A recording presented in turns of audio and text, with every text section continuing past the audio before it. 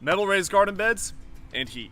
So the question is, are Garden in Minutes metal raised garden beds okay to use in hot climates?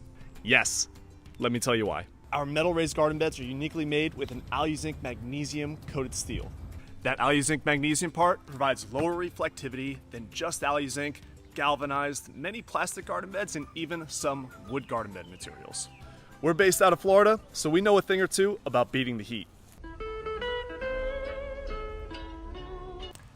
And to test that, I have 3 garden bed materials here. I have pine, I have cedar, and I have a Garden Minutes metal raised garden bed, and a heat gun to check their temperatures.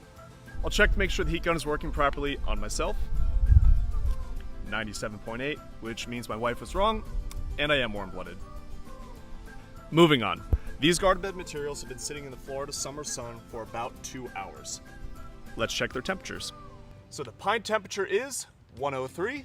The cedar temperature is 109, and the Garden Minutes metal garden bed, 99.6.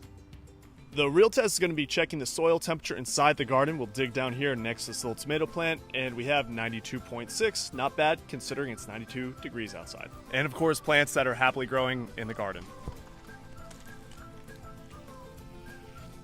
So whether you're in a hot climate or a cold climate, our metal garden beds are made to work for you.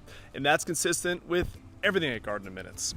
From our metal raised garden beds to our Garden Grid watering system, when you garden with Garden in Minutes, you're getting a well-designed, quality gardening product that's made to last.